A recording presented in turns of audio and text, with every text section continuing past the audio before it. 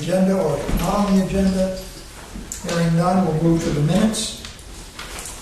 Need a motion to approve the minutes of 5/29 board meeting. So moved, Mr. Chairman.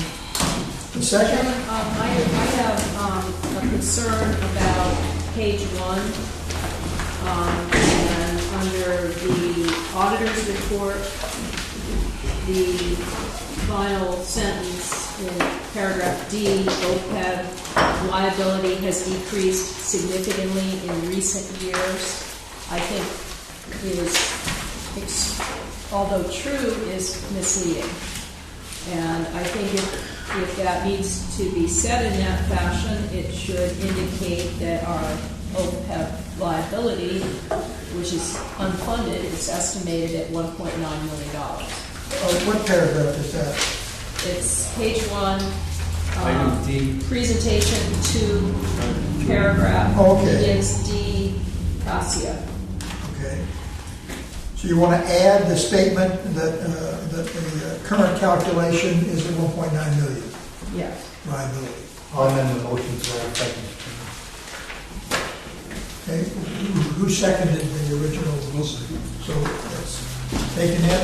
Any other changes? Ray, I look to you. You're the scrutinizer of. No, I didn't catch it. Okay. If they call it the total accrued expense liability. However you Would be the correct term. Just get 1.9 in Yeah, there. so it's 1.9. properly Just show that that's it. Okay, all those in favor of the amendment, say aye. Carried unanimously. Those in favor of the motion as amended, say aye. Aye. It's unanimous.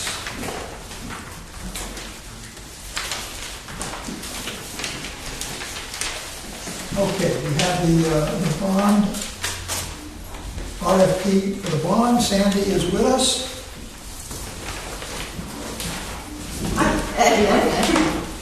Where would you like me to start? Well, it was partially discussed with the Finance Committee, and I guess what ended up is we were passed out information that TD North was the favored.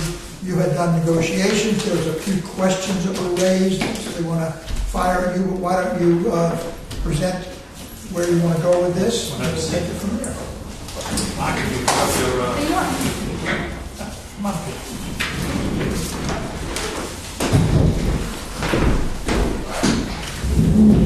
We'll start with questions first, actually. I had 2 questions. One was the bond counsel fee, which in the case of Century and Washington Trust was capped, and it wasn't capped with TD, and I'm just wondering if it's possible to cap it. It is, and I did ask for it. Perfect.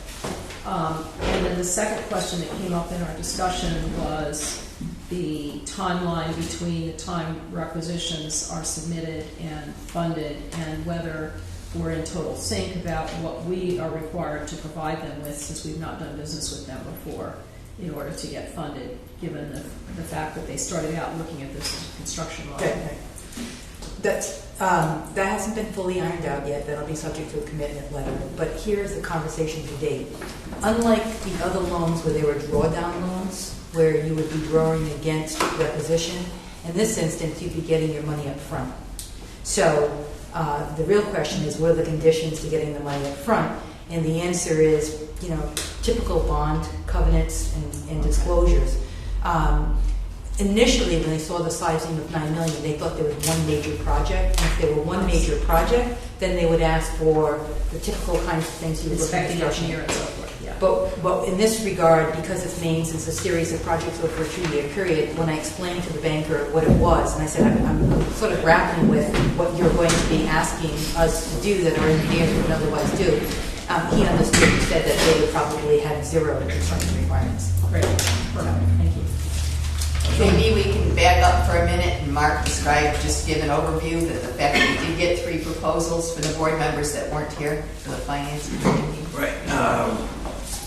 We did, unless you want to take it from the finance committee, but we did get. I handed out a comparison that Southwest did for Southwest on the 3 bids, and I just went through it briefly. It was clear that TD Bank was the best choice to do what we needed, including their ability to capitalize the interest over the term.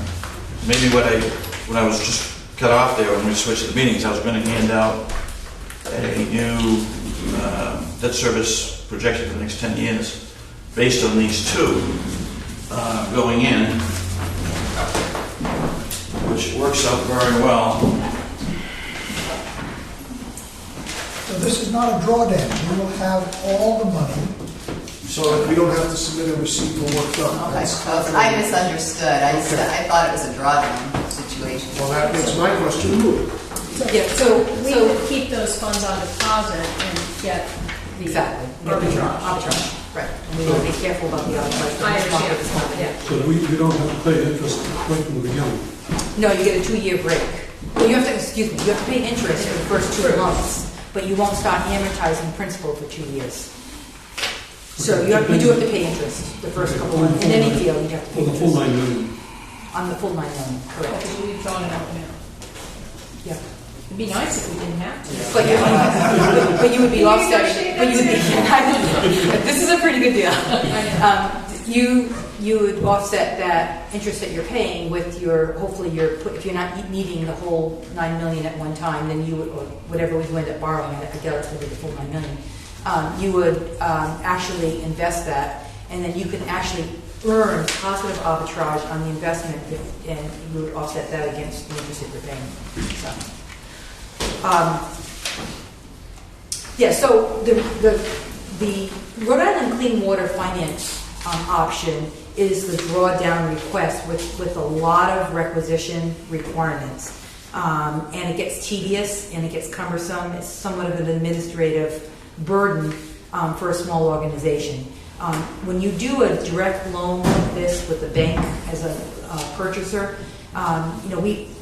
we try to set up the RFP to see what kind of creativities the bank would come back with, because we knew what we wanted, but we wanted them to say, well, within your banking world, what is it that you can do to give us the ultimate flexibility within some parameters? And so it was not apples to apples comparison. It was definitely apples to oranges. Everybody had a little bit of a different spin in terms of maturity and amortization and what they'd be willing to do and not do. The TD Bank, not only is it the lowest interest rate, clearly, but they also waived the commitment fee. They also did some other things that I think has the benefit of providing for minimal burden for your management in terms of this loan. So when I talked to the banker at TD the second time around when I was negotiating the second set of points, it became clear to me that he understands water utilities. And that's a really important point for any banker. This particular bank has financed Massachusetts water resources, and so they understand the concept of water revenues. They understand the methodology by which rates are set, and they were very pleased with the financials that they saw of the authority. And so you're getting the benefit of your strong financial position in a very competitive interest rate. So kudos to all of you for that, because now you're seeing it in a rate.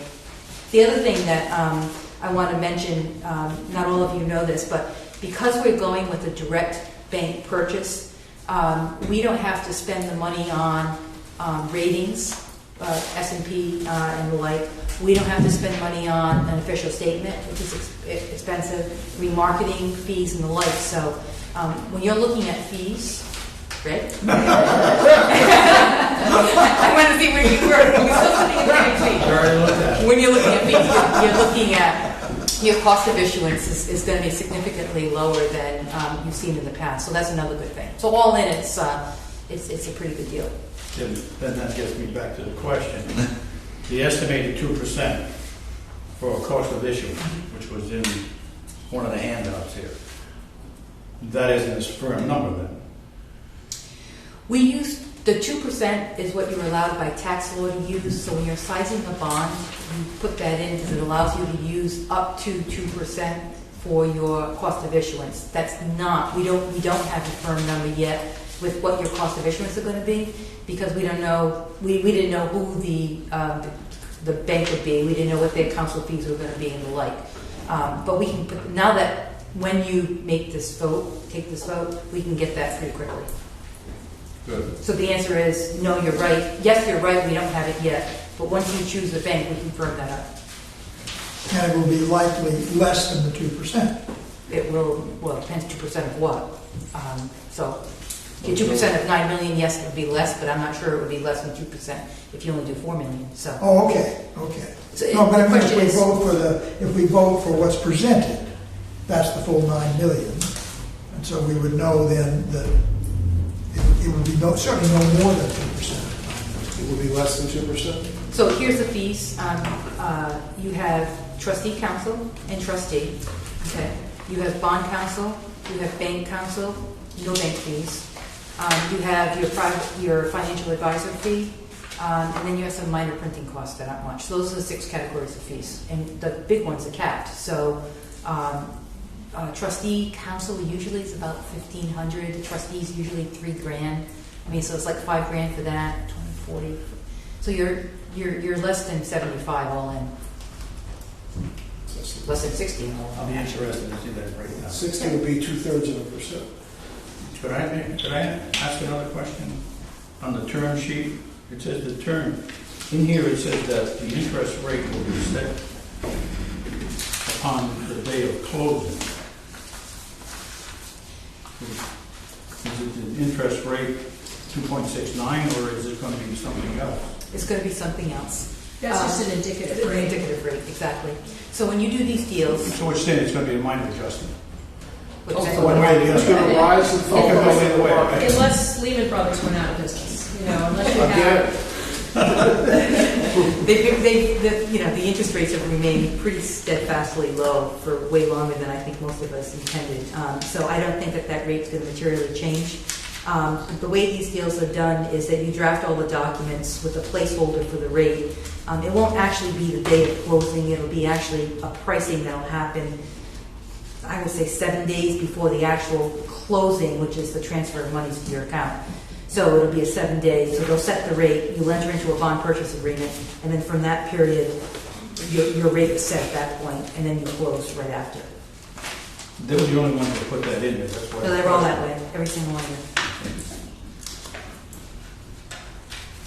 This will then end up, like it did the last time in your office, with 30 documents on the table, and everyone around, and everyone signing pieces, and away we That's go. correct. Okay.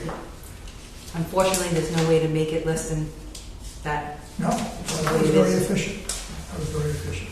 Any other questions? Do I have a motion to adopt the resolution as presented? Is that the correct way that you want to deal with this? That is it. move to adopt it as presented according to the terms as specified. Second. Any further discussion? Since this is a major motion, we'll take the vote by a raise of hands. Those in favor, please raise your hand. It is unanimous. Do we have to do anything else? Sign? What else? What do we do tonight? Leave the rest to me, and I'll let you know when you're, any vacations scheduled? When is this likely to take place? We'd like to do it by the end of August. Right? I think we were talking August or early September. around there. I'll check with my social secretary. Bill can sign as well, so we'll coordinate that. Very good. Thank you. Okay. Bye-bye. Thank you, Sandy. Thank you. Good to see you. And just as we didn't quite get to it, but Mark did put together a listing of our bonds for the next number of years, and just shows how the debt service would be accommodated into our existing amount of debt service. And actually it does drop in the next 2 years when we will start paying for our principal payments. So we would have plenty of room to do an additional bond in future years as well. So we have, it coordinates well with the capital plan that we had put together a couple of years ago. It still falls within the realms of what we were looking for financing and where we plan to be with our bond and debt service payments. So we're still on schedule. So what happened, will this create a major effect on the debt ratio? No, actually, 3.2 million has always been that magic number we didn't want to go over. that keeps our ratio in line. And with the capitalization of the interest and the interest only from clean water for maybe 3 years, we're able to maintain that 3.2 right up through 2018, where we start to drop off, some of the debt. So actually, the end of FY17, we make a final payment on that 2004 bond, which would have been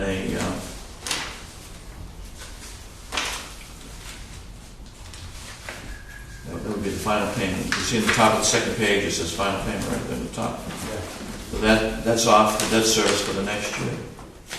And our plan was to fund the cash IFR for 1 year. We may not be able to fund it quite as much as we had planned in our 10-year program, but the idea is to put some money into the cash IFR to help pay future debt service to keep our levels below that 3.3 million. If we can keep FY18 and 19 fairly low, and maybe in 3 years when we go for another bond, that whether we can defer it again or something so we can kind of catch up with that reserve.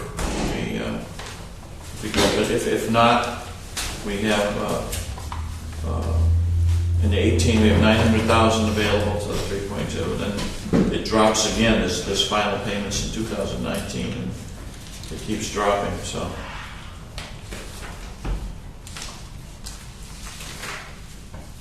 it's been a long time, I guess, since the pipeline went in, and that's finally going away. Finally. That's one of the, we talk about the misconceptions to the ratepayers of how much of that rate is actually that to pay for the bond. I don't know off the top of my head, but I know we had it. It's about $157 a year per ratepayer. So you take that out where other water authorities didn't have that. That would have put us, right in line with just about what the average. Considerably lower than the average. Lower than the average rates are across the state. So. And as everyone's spending money now for infrastructure, for example, Providence just had a 25% rate increase this past year. We're gonna keep our rates lower going forward by paying off these bonds and then judiciously bonding in the future for all our future projects. We're trying to stay right within that 3.2 million for debt service. Whether we put it into the cash for the infrastructure so we don't go over that 3.2 in future years, or use it for bond payments. That's been our goal. So we won't have any major rate increases for infrastructure improvements. Good. Just share some good news. We were afraid tonight was the first night that we balanced out to the penny. Oh my God. We're running dual systems on billing, and so we run the old system and the new system in parallel. Don't we do something like the Department of Motor Vehicles, $25 variation by clerk? In somebody's pocket. We go to the cash draw, Alan. We go to the penny to make sure that we know. Okay. We had some rounding issues. But they were afraid they'd have to stay till midnight because the software people are in. There are 2 people in all week from Arkansas, and they said we're balancing to the penny tonight, whether it takes all night.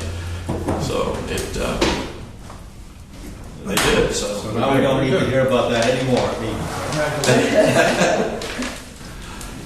So that's definitely good news. There's been a lot of little issues that have been chasing around between how the so whole the system whole project is looking That's good right now. That's very good. Thank you, Mark. Item E, Anawan Dam construction work. Everyone has their papers. You want to give us an overview of this, or you just want a motion to go with the low bidder? Yes, well, as you know, we've been working with the Anawan Club and with our engineers to develop specifications about the type of work that needs to be done at the dam. There's actually 3 portions of work. There's FEMA work, which was postponed from last year because it was much more involved than they had originally thought. We have maintenance work, which the Bristol County Water would be responsible for, which was clearing of the trees and brush and so on, and some minor work that you would do on a general repair basis. And then there's capital improvements that are required by the state of Massachusetts, which the state of Rhode Island is actually responsible for, the Water Resource Board. They've been notified of the balance and costs as to what they were responsible for. When we were given estimates, they were sent a copy of the bids. So at this point, what we're looking to do is, we did have 4 bidders. We had quite a range. But we did end up with a low bidder, MAS Building and Bridge Incorporated, who actually came in just below what our estimates were by Par Corporation. But one caveat, Par did send me a letter that they have worked with this company previously in design build projects. And they have a couple small ones ongoing, so in the area of disclosure, they wanted to make sure we knew about that and that the board knows. I spoke about it with Joe, and both of us don't feel that this is any indication that there's an issue. They reviewed the bid specs.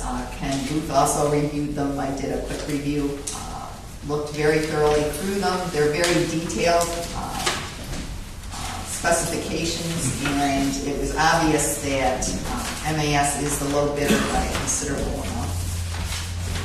So we are recommending that they be awarded the bid. Mr. Chairman, I think this thing is going on far too long to begin with. About time we put it behind us, I move that we award the contract as recommended by the... To Mass Building and Bridge, Inc. for $477, $677, and 50 cents. Second, Mr. Chairman. Second, any further discussion? Yeah, I have a question. Have we notified the state in writing of our intention to accept this bid and their portion? Yes. So of the $477, $677, how much is the state liable for? State liables for about $380,000. About or exactly? I can't say offhand, but it's Because- about that. Because I would be much more comfortable with this if BCWA is taking responsibility for awarding. Oh, it's in here. It's in, Okay.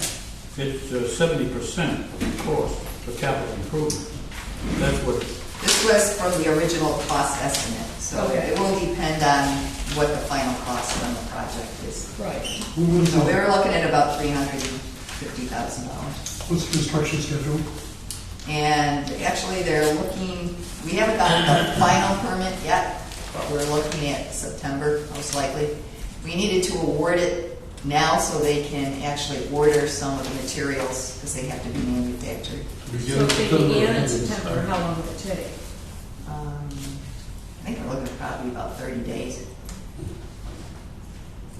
So is the way this would work that we would pay the entire amount and get reimbursed by the state? That's correct. Okay. And do you have any concern about the state reimbursing us? They're slow. I don't see any issues with them reimbursing us other than that it will take some time, typically. All right, thank you. So let me make sure I understand this. The total that you estimate that is reimbursable by the state once the project is complete is approximately $350,000? Correct. Are we ready to vote? All those in favor, please raise your hand. Again, unanimous vote. Trihalomethane laboratory analysis. Yes. Good discussion on that. Gina had asked at the last meeting to present some options as to what we could do with the laboratory. The only thing we've been able to do is we've used another laboratory. I think this was to go out to the Doing public. that. To go out to- We're already doing that, using another laboratory. The laboratory, I do have to say that we did do split samples. We had requested that when we switched laboratories that we do split samples with our second set, which we did. With that laboratory and another one, they corresponded amazingly closely, actually.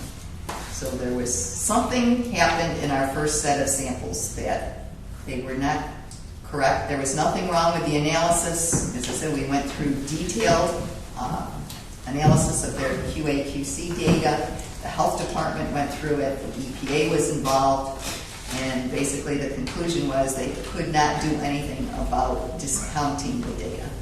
I thought the purpose, though, was not about your technical or your ability to change labs, but it was what might we do to the public, because ultimately, as you predict, we're going to have we're going to fail. And they're going to have to process that standard piece of information to the public. What can we do in advance of that to warn the public that that's going to happen and that it's inconsequential? And what would the timing be so that if we do it, it's not lost, between the time that we have the problem and the time that we tell them not to worry about the problem? Okay. We are preparing a letter for that. Okay. Yes. Okay. That was exactly my point, and I agree with you. Okay. All right. So and that- something on the website?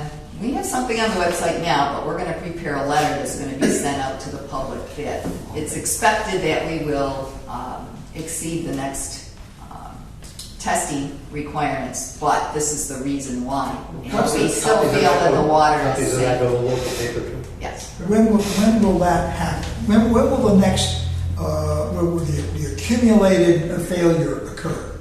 It'll probably be around the end of August. Okay, so then we would send something out in the middle of August, right? Or middle or a little earlier. Okay, because for the We don't impact. want it to wait too long. Right. We don't want it, too close. Okay, but when that failure occurs because of the numbers, how soon after that do we actually have to send out the form document? And it's usually 30 days. And with that, we should be able to send an explanation. Oh, yeah, that would be anyway, Right. we can include. See, because to me, it's all part and parcel of this situation where, not directly related, but Ray Gallison said he asked you, well, what if East Providence can't or won't pay for its bonds, and that you never responded with an answer. I mean, to me, there's a very simple answer, which is this isn't going ahead until East Providence commits to it, and therefore that situation will not occur unless they want to default on their payment obligations. That's a simple answer. But basically, she said that. We wouldn't do it without East Providence. He claims she did. Yeah. Okay. Well, if you read the letters I sent you. That's so, right? Because I want to question that later on. Yeah, so. me too. I'm curious, if we were using Pawtucket water, is the organic carbon more than it is in Providence? Yes, it is. They treat with carbon. They use carbon So we would have filters. those problems if we're using So Pawtucket we water. wouldn't have the problem with Pawtucket water. Yeah. Plus, they treat the water to a lower pH. One of the issues we're having with Providence is they treat water to 10.2 pH, which actually results in higher trihalomethanes. We're looking actually at possibly doing it ourselves, lowering the pH and treating with phosphates, as Pawtucket does. But we're also working with all the other wholesale customers of Providence and asking them, because they are doing some testing with phosphates, if they would look at doing the same thing, lowering their pH and using phosphates in the system. Of course, they've got a much larger retail area that they're more concerned about, that they want to make sure that it would take a long term of testing to go through this whole process. It's getting difficult for the wholesale customers in Providence to meet the regulations, especially now when they've gone back to 10.2. So there's a number of us that are in the same situation. If we were using a lower carbon water, we would be in much better shape, and maybe that's That's more likely to correct. use. And Providence is rebuilding their water treatment plant, and at this point, I believe they are not intending to use carbon. We haven't gotten that for definitive yet, but they were building it in such a way, it was designed to use carbon. And so maybe that'll something they'll reconsider when because they're starting to see higher, they haven't reached the limits yet, but they're starting to see some higher levels as well. So it makes it difficult when we're getting delivered water that's 70 parts per billion and we can only have 80 parts per billion as the maximum. going to be, that's why we're adding, we have the treatment now at the baby storage. We're looking to add the treatment at the Barrington storage tank. So we will actually be lowering the levels that we get from Providence. But it's still a difficult situation, especially when the laboratories, as I say, have a 30% range that they target, and we're dealing in parts per billion. So even the numbers we're getting from the laboratories aren't that specific. So it's a difficult regulation because it's also built on a possible instance of possibly causing cancer if you drank high levels for 70 years. You should need to mention that word. Pam, can you be sure that our council gets a copy of this letter of explanation, because they're going to say we blindsided them again. You're going to, Those definitely. Yeah. And I would urge you to get someone who does not understand the technology issues and the water issues, who is a good barometer of PR to give you feedback before you finalize the letter. Yeah, you need an opposing Oh, scope. yes. Yeah, most definitely. I call it my grandmother's reaction. Yeah. We should want to see it as well. All right. We No ready? problem. Anything else on this? Okay, Pawtucket Pipeline Project. I had made several attempts and finally was able to contact Representative Gallison. I'm not sure he had received the formal note at that time. I know it had been sent. He may not have gotten to it because he was very busy, and he was a little bit late in coming back to me because of some issues with family problems with his son who had been injured.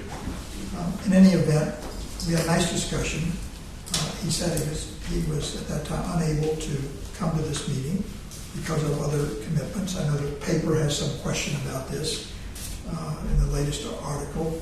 But he did say, he told me what had happened when he was dealing with the budget issues, and he indicated that there was a great push by the Providence representatives, mostly because they might lose some revenue if we come into this whole effort. That was the only thing.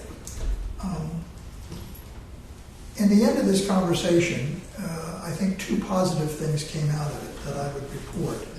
One was that he is very much in favor of the project. And he said, look, the referendum was one way to do this. There are other ways to skin a cat. Now we're talking to the man who is the head of the budget committee, the finance committee at the House. So I have to take his word for that as something more than just one of our representatives making a statement that I'm going to see what I can do in the way of getting something going. I then discussed the issue of the fact that actually, if this was going to go to a referendum, we were really only looking to get the money passed by the state, the referendum passed by the state. We weren't going to start spending that money, on November 4th, right after the election. This was going to take several years before that project would go because it has to be designed. All we've done so far is select the route. But, there's a long time between hitting the ground with substantial monies in construction and having the money approved. And that's not unusual for state referendum. Monies are approved for all kinds of projects, and if you look at the budgets at the state, you'll see that a lot of that money takes several years, many years, to be expended that's already been approved. So that's not unusual. We then talked about the Plan B, or what we call this $4 million project connecting our pipeline crossing with the pipeline crossing for East Providence. How valuable that would be to both of our communities, and how practical that would be. Nothing would be lost because that would be an integral part of ultimately completing the whole project in Pawtucket. And so in the conversation, he said, you know what, come to my office.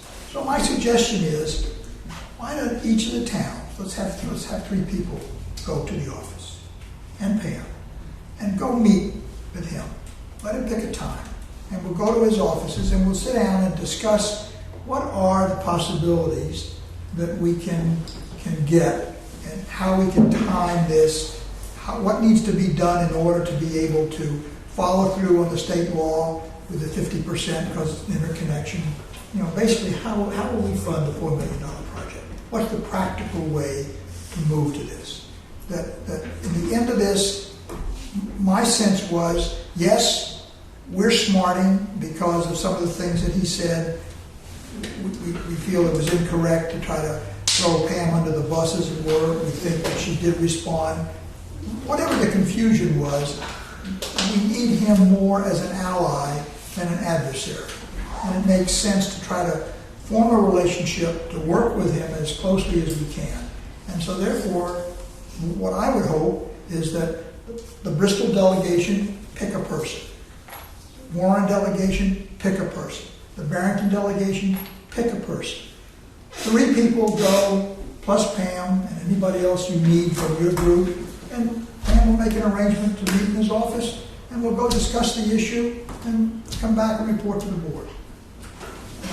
And try to put this behind us. Sounds like a plan. So that's what came out of all this. Now, Bill wisely made the point, well, you forgot to invite everybody.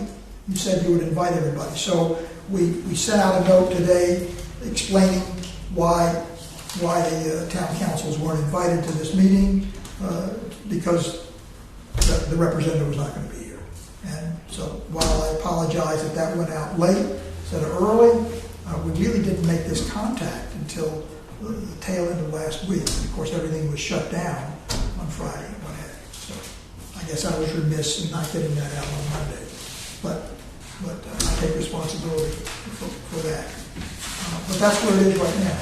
And I think we're in a position, I think we're poised to be able to move forward with this in a positive way. And he is interested in the project, and he understands the project, and he's willing to help us. So, Mr. Chairman, I think that makes excellent sense, but it also appears that the practical solution to this project involves East Providence getting on board. no question about that. No question about that. And what's happening on that front? Well, you know, I tried to make contact with the president of the city council. I tried through Joe to make a contact. I couldn't even get to talk to the guy. Ken Burke got pushed off 3 times, and I think even the last time it sort of shifted aside. I mean, there's a whole element to the way things happen in East Providence that are very difficult to fathom. So it's going to take time. It's going to, I mean, certainly we're going to have to work with Ken how to deal with this. But I think the statements that we've made, the statements that Pam have made, that there's no question we're not going to go to Pawtucket without East Providence's cooperation. Nor would we, if we were forced to go to Pawtucket without East Providence's cooperation, they wouldn't be able to come into our pipeline. Mr. Chairman, this is where I differ. We each have individual opinions here on this board. You're right. And I want to commend you for your efforts with the representative, and I don't question what the representative's motives were in this. But our job is to provide a second source of water. Correct. And to my way of thinking, our primary job is to get that water from Pawtucket because it's the most logical way to do it. Yes. There's no sense in even exploring a new treatment plant, doing these reservoirs over the Shad factory line, desalinization. They're all going to kill us. Right. This is the most economical way. And if we have to do it down the road all by ourselves, I think that's our responsibility. Yeah, but with that, we would not let East Providence, the line would go through with no connection for that. That we'll have to work out. That's right. That's And if they my wanted to connect in the responsibility. future, there would be a penalty. That's And right. I totally agree with That's what right. you have just said, and I think that has to be Plan B, because East Providence is behaving like either mentally challenged or petulant children, and we cannot put our future in that Right. Well, mess. Mr. Chairman, just a little example. Go ahead. People here all of a sudden become spoiled. Years ago, we were the guys that didn't have the water. Now they're spoiled. They don't realize. My daughter just came back from a trip to California, to Sacramento area. Do you know that neighborhoods can't even flush their toilets? They have community porta-john areas set up. Neighborhoods can't flush their toilets in their homes because of the water condition. We can't let that kind of thing happen. I think we need Not when the water is sitting there. I think we need a parallel path with East Providence and without East Providence, and I think that we are making a huge mistake not to do that. Well, I'm just opining at this point. Having seen, and we were part of the discussions that took place over a year when CDM Smith did this design, a path has been selected. That path could be followed without the diversion that goes into East Providence to that tank. And I think that's what we should pursue. Isn't that true? Well, we were bypassing Yeah. their tank. The issue is going to be water quality. Without them drawing on the system, it's going to be a much bigger issue for us because of the distance involved. It's not impossible, but we would probably have to add more treatment if we were to be the only drawers through that length of pipeline. It definitely benefits us considerably to have East Providence. And we all agree with you, involved. Pam. It makes sense for everybody. But if they're behaving like idiots, we cannot jeopardize our future. But here's another point. Here's another point. It just occurs to me. You recall that we ended up with a letter that said we would intend to draw a maximum of 4 million gallons a day. East Providence said they would intend to draw a maximum of 8 million gallons a day. Hence, the pipeline is sized for 12 million gallons a day. If we were going to move forward with this project without East Providence, extra treatment required, et cetera, would not the pipe itself be smaller? And therefore, if that pipe is smaller, then that would forever preclude East Providence from joining into that situation. I think the best defense is a good offense. And Well, I that's think we certainly an proceed offense. on smaller pipeline, we'll do it without them, and if they want to change their minds and get on board, fine. Otherwise, I think we have a responsibility to move forward. May I make an off-the-wall suggestion? Well, we keep looking in that direction. And I don't know if this is a practical idea, but I'm going to throw it out there anyways. We keep looking to the north, but what about to the south? Newport is just building a new treatment plant. Would they possibly have enough extra supply that That's easy to answer. No. they don't?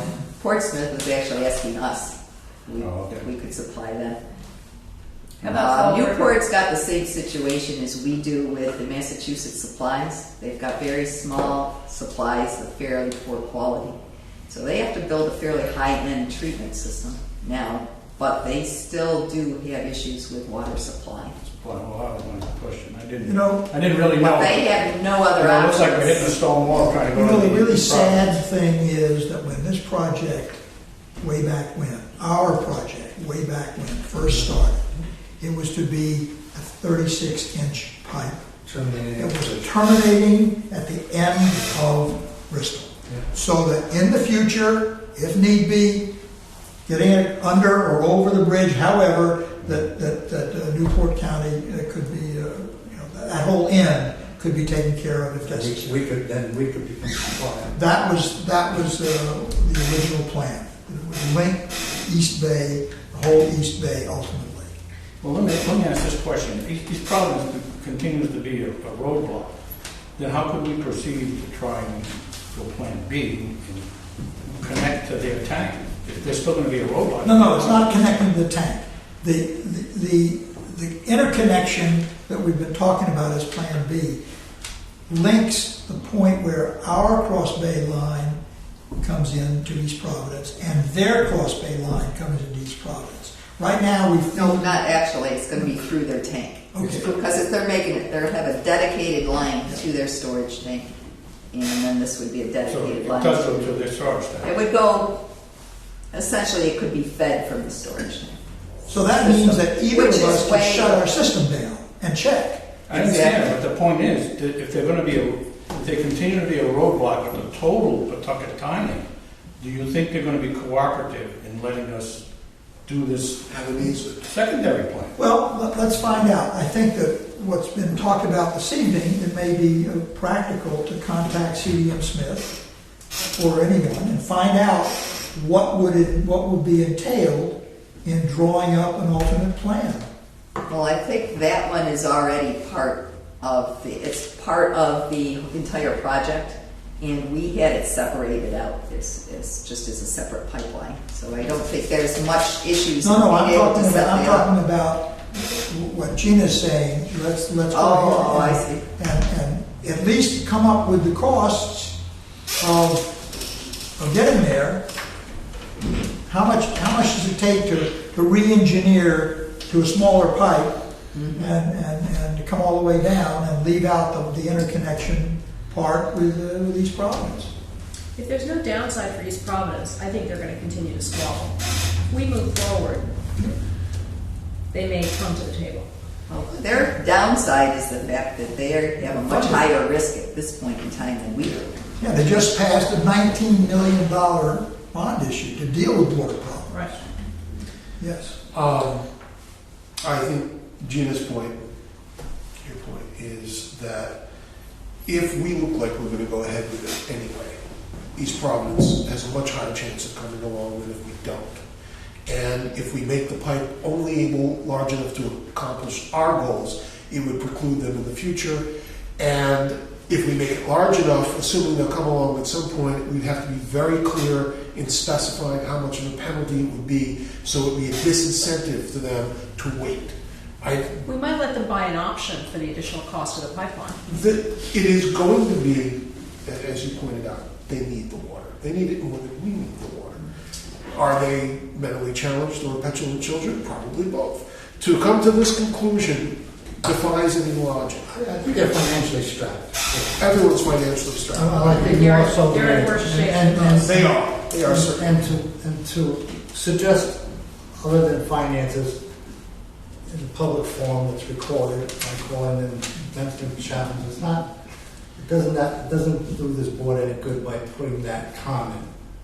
I apologize if I offended anyone with the comment. It was brought up earlier and I was repeating. No, I made the comment because I frankly think that in terms of their behavior to their taxpayers, they're in one camp or the other. Because no thinking person would have come to that. Well, decision. Ultimately, it's going to cost, whatever financial straits they're in, it's going to cost them more not to act. I mean, what frustrated me was that not so much that they said no, but that they couldn't even have a conversation, or that Ken couldn't even have a conversation with them.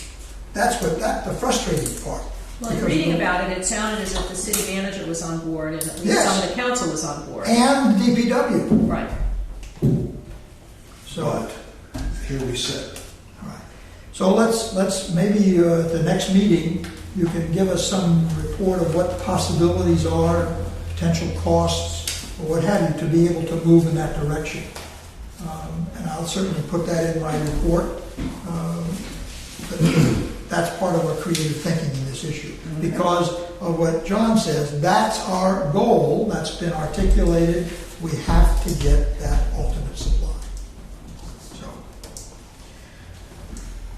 you have a finance committee report. I think we've done everything in your finance committee. Yeah, everything's been discussed in the finance committee. Except the finance committee is working with Mark to make the financial report more readable, more understandable, more condensed, etc. And if there's anything that anyone would like us to discuss at the financial committee, please get the information so we can put on the agenda. What we were talking about this time was union contracts, benefit expense, and OPEBs. And there's going to be more discussions, and it's going to find its way to this whole group. So if there's any input anyone wants to give us, I welcome it. Okay. The next scheduled meeting right now would be the 30th. The three things that Pam says there's another contract award. We'll have 2 bids. Okay. There's three other things. One is we have to deal with the election of secretary and treasurer functions, which we can do next month or put off. We have the issue of the professional liability for staff that was going to be checked with the state about bonding and so on when they sign off on contracts.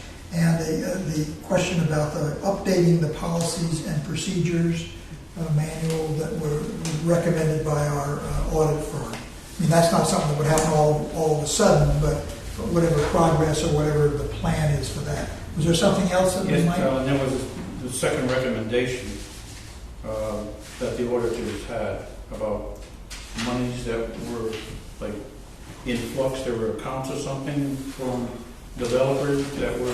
Oh, get illegal. how to- Old Yeah. age What stuff. to do with these? Right, it's supposed to be. Give you an update. I know that's been worked on. Gonna have a party. If I just may ask Pam, and I'm sure it's going to be on the agenda for the 30th, but my understanding, there was some substantial settlement on the pipe project in Papa Squash over the holiday weekend. Serious enough to call the fire chief. So Settled? Yeah, serious settlement. Oh, So I haven't heard have, anything. yeah, they supposedly sent a notification to the water authority about it. So maybe someone next door. Anyway, Oh, and okay. I'm just Check on assuming, that. I'm just assuming. So, and I know Sue does the report, so just make her aware of that, and I'll be asking some questions on it. Okay. Please. and I guess today, all of us received the information by email of the resolution that the Bristol Council. Yeah, and that applies to all the boards, not just the board. Right. So that's the same as, What was that basically on? the same as Barrington. What was that on? Potential for removal Oh. of a director. Which, by the way, Oh, was contrary to the council's recommendation. The The fifth the point, attorney's recommendation, right? their solicitor's Right. recommendation.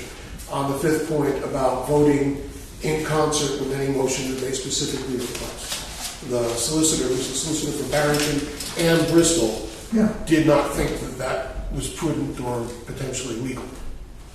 But it's still in there. Yeah, Yeah, it's in there. That's a.